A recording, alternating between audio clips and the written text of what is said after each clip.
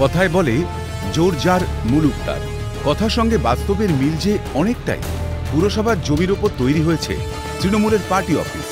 নেপথ্যে রয়েছেন হুগলি চুঁচুড়া পুরসভার ২১ নম্বর ওয়ার্ডের তৃণমূল কাউন্সিলর মিতা চট্টোপাধ্যায়। এমনটাই অভিযোগ। মুখ্যমন্ত্রী মমতা বন্দ্যোপাধ্যায় ঘোষণা করেছেন সরকারি জমি দখল করা যাবে না, কিন্তু দেখা যাচ্ছে তার নির্দেশ অমান্য করছেন খোদ তারই দলের কর্মীরা। অভিযোগ মানতে নারাজ কাউন্সিলর। না না না, সরকারি জায়গার উপর নয়, না কিন্তু এটা তো দেখা যাচ্ছে যে পৌরসভার জায়গার উপর আছে।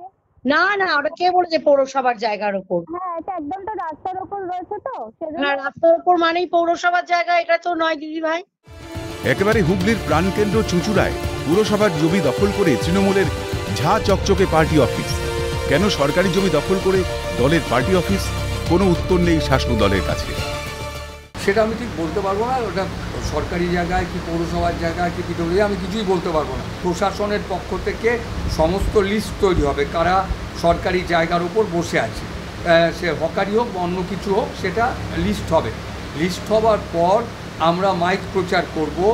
এই 1 মাসের ভেতরে মাইক প্রচার করে আমরা লিস্ট অনুযায়ী যারা সরে যাবেন তারা সরে যাবেন, আর যারা সরবেন না তাদেরকে নোটিশ করব। এ নিয়ে শাসক দলকে বিধেছে গেরুয়া শিবির। তৃণমূলের যতগুলো কার্যালয় আছে অধিকাংশই অবৈধভাবে একদম খাস জমি দখল করে করা।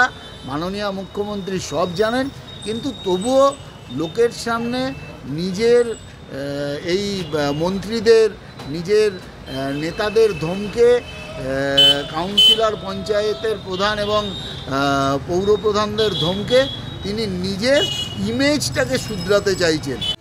তবে কি মুখ্যমন্ত্রীর করা বার্তার পর হুঁশ ফিরল না? এই প্রশ্নই যেন এখন ঘুরপাক খাচ্ছে বিভিন্ন মহলে। হুগলি থেকে কাকলি নস্করের রিপোর্ট, ক্যালকাটা নিউজ।